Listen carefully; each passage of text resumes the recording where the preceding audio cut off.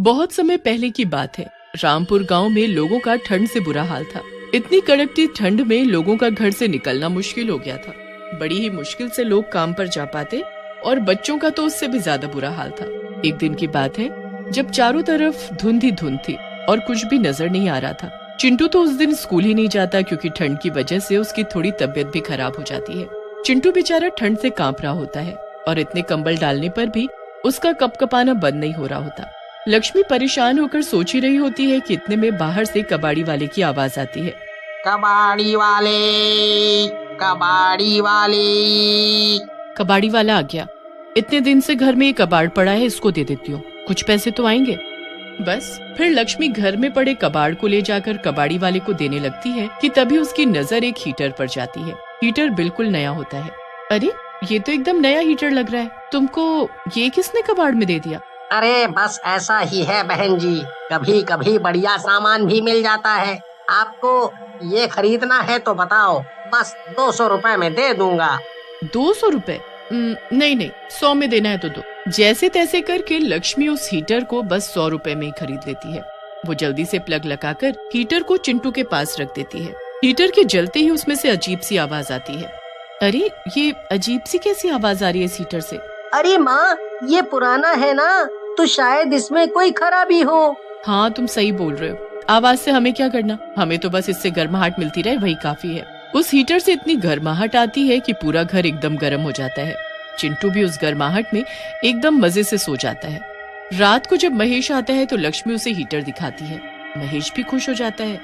फिर तो सब लोग मजे से हीटर के पास बैठकर खाना खाते हैं। खाना खाकर सब सो जाते हैं। रात को काफी गर्मी हो जाती है, इसलिए वो हीटर को बंद करके सोते हैं। आधी रात को जब सब सो रहे होते हैं तब हीटर अपने आप चालू हो जाता है और उसमें से अजीब सी कराहने की आवाज आने लगती है। आवाज सुनकर चिंटू की आंख खुल जाती है। वो देखता है हीटर चालू पड़ा है। अरे ये हीटर तो माँ ने बंद किया था, फिर कैसे चालू हो गया? और ये इसमें से इतनी अजीब आवाजें कैसी आ रही हैं? चलो कोई नहीं, मैं ही इसे अभी बंद कर देता हूँ। चिंटू उठकर हीटर के पास जाता ही है कि उसे उसमें 2 आंखें दिखाई देती हैं। आंखें एकदम लाल और डरावनी होती हैं। चिंटू उन आंखों को एकदम करीब जाकर देखने लगता है तो उसे उनमें से आंसू आते दिखते हैं। चिंटू ये सब देखकर एकदम घबरा जाता है। वो अपनी माँ को आवाज देने ही लगता है कि तभी हीटर से एक भूत बाहर आता है और वो खींचकर चिंटू को हीटर के अंदर डाल देता है। अब मैं आजाद हो गया। आखिरकार इतने सालों बाद मुझे आजादी मिल ही गई। अब मैं इस लड़के की जगह लेकर इसकी जिंदगी जीऊंगा और आजादी से रहूंगा। भूत चिंटू को हीटर में बंद करके उसकी जिंदगी जीने लगता है। उसका बर्ताव उसके माँ बाप को कुछ बदला बदला सा लगता है, पर फिर वो सोचते हैं कि शायद वो बीमार था इसलिए ऐसा कर रहा है। हीटर के अंदर चिंटू बंद चिल्लाता रहता है, पर हीटर बंद होने की वजह से कोई उसको सुन नहीं पाता। अब जब रात होती है और सब लोग खाना खाने बैठते हैं तो खाना बिल्कुल ठंडा हो चुका होता है। अरे ये क्या, बिल्कुल ठंडा खाना, इसे गर्म क्यों नहीं किया? जी वो लकड़ी खत्म हो गई थी इसलिए। चलो कोई बात नहीं, फिर ऐसे ही खा लेते हैं। सब खाना खाने लगते हैं, पर जैसे ही चिंटू की शक्ल में वो भूत रोटी को हाथ लगाता है कि तभी रोटी से धुआं निकलने लगता है। महेश चिंटू के हाथ की रोटी को छूकर देखता है तो वो एकदम गर्म होती है। महेश को बड़ी हैरानी होती है कि ठंडी रोटी एकदम गर्म कैसे हो गई। और फिर जैसे ही चिंटू पानी का गिलास उठाता है तो वो भी उबलने लगता है। अब तो महेश और लक्ष्मी ये सब देखकर बड़े परेशान से हो जाते हैं और उनको चिंटू की फिक्र होने लगती है। रात को ठंड ज्यादा होती है, इसलिए लक्ष्मी महेश को हीटर चालू करने को कहती है, पर चिंटू तभी गुस्से में मना कर देता है कि हीटर नहीं चलाना। अरे बेटा, पर ये देख तो आज कितनी ठंड है। कहाँ है ठंड, इतनी तो गर्मी है, कोई ठंड नहीं है, चुपचाप जाकर सो जाओ। गुस्से में लाल चिंटू ऐसा कहकर हीटर उठाता है और उसे घर के पीछे फेंक देता है। ये देख महेश उस पर गुस्से से चिल्लाता है, पर चिंटू उससे भी ज्यादा चिल्लाने लगता है। लक्ष्मी दोनों को चुप होने को कहती है। उसे समझ ही नहीं आ रहा होता कि आखिर चिंटू को हो क्या गया है, क्योंकि इससे पहले उसने कभी ऐसा नहीं किया होता। रात को जब चिंटू सो जाता है तो वो चिंटू पर नजर रखता। वो एक बार को चिंटू के कमरे में जाकर उसे जब देखते हैं तो उनके होश ही उड़ जाते हैं। बिस्तर पर चिंटू की जगह एक भयानक भूत सो रहा होता है, एकदम आग की तरह तपता हुआ लाल भूत। महेश और लक्ष्मी एक दूसरे को देखते हैं और उसी वक्त कमरे से बाहर आ जाते हैं। ये हमारे बेटे की जगह हमारे घर में किस भूत ने ले ली? हमारा बेटा कहाँ चला गया? वही तो समझ नहीं आ रहा। कल से ये अजीब बर्ताव कर रहा है और अब ये सब। मुझे तो कुछ समझ नहीं आ रहा कि चिंटू कहाँ चला गया। हमें कुछ करना होगा जी, हमें चिंटू का पता लगाना होगा। हाँ, और चिंटू कहाँ है ये बात इसी को पता होगी, क्योंकि इसी ने उसे गायब करके उसकी जगह ली है। माँ, बाबूजी, मैं यहाँ हूँ, मुझे कोई बाहर निकालो, यहाँ मेरा दम घुट रहा है। चिंटू खूब चिल्लाता है पर उसकी आवाज किसी को सुनाई नहीं देती।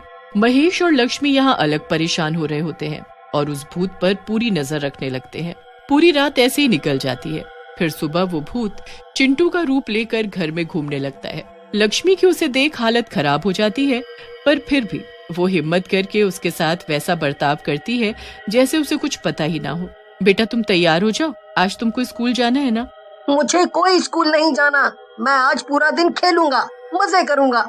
नहीं नहीं बेटा, तुमको स्कूल तो जाना चाहिए। चिंटू उसके बाद महेश और लक्ष्मी को देखता है और वहाँ से चला जाता है। महेश और लक्ष्मी अपना सर पकड़कर बैठ जाते हैं कि इतने में वहाँ फिर से वो कबाड़ी वाला आ जाता है और आवाज देने लगता है, अरे ये तो वही कबाड़ी है जिसने मुझे वो हीटर दिया था। हीटर? हीटर से याद आया कि चिंटू ने उस दिन, मतलब उस भूत ने उस दिन उस हीटर को चलाने से मना क्यों किया और उसे बाहर भी फेंक दिया? आखिर उसे उस हीटर से क्या तकलीफ है? हाँ आप सही बोल रहे हैं, मैं अभी उस हीटर को लेकर आती हूँ। लक्ष्मी जल्दी से उस हीटर को लेकर आती है और जब उसे चालू करती है तो अंदर से उसे चिंटू के चिल्लाने की आवाज आती है, माँ, मैं अंदर हूँ, मुझे बचा लो, जल्दी से इस हीटर को बंद करो वरना मैं जलकर मर जाऊंगा। हे भगवान, मेरा बच्चा इस हीटर के अंदर कैद है। जल्दी से लक्ष्मी हीटर के बटन को बंद करती है। ओफो, अब हम क्या करें? इस भूत ने हमारे बच्चे को बंद करके खुद उसकी जगह ले ली है। अब हम चिंटू को कैसे आजाद करें? ये तो हमें ये कबाड़ी से ही कुछ पता लग सकता है। दोनों जल्दी से उस कबाड़ी वाले के पास जाकर उससे पता करते हैं कि वो हीटर उसे किसने बेचा।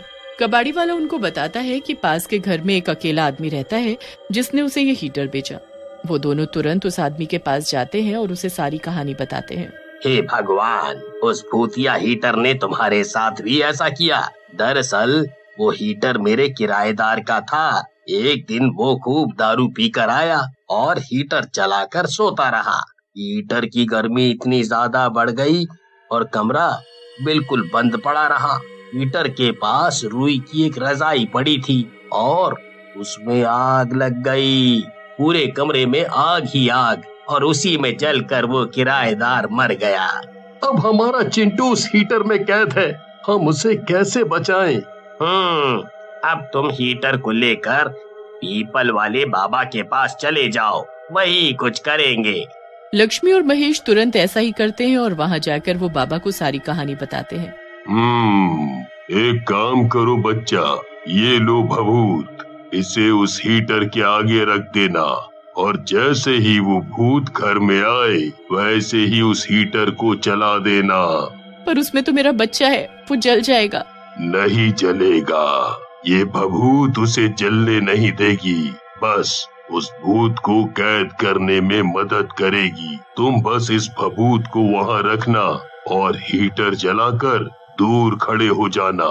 जैसे ही वो भूत गुस्से में उस हीटर के पास उसे फेंकने, तोड़ने या नष्ट करने के लिए जाएगा, तुम जल्दी से भभूत उसके मुंह पर उड़ाकर ये पड़ा हुआ पानी उसके पीछे फेंक कर मारना। बस फिर लक्ष्मी और महेश बिल्कुल ऐसा ही करते हैं। जब भूत घर में आता है तो वो हीटर को देखकर गुस्से में लाल हो जाता है।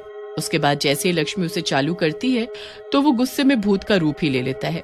भूत उस हीटर को तोड़ने को जैसे ही आगे बढ़ता है कि महेश हीटर के सामने रखी भभूत फूंक मारकर उसके मुंह पर उड़ा देता है और पीछे से लक्ष्मी उसके ऊपर वो पड़ा हुआ जादुई पानी फेंकती है।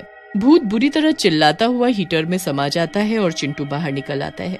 उसके बाद वो उस हीटर को उठाकर एक नदी में ले जाकर फेंक देते हैं।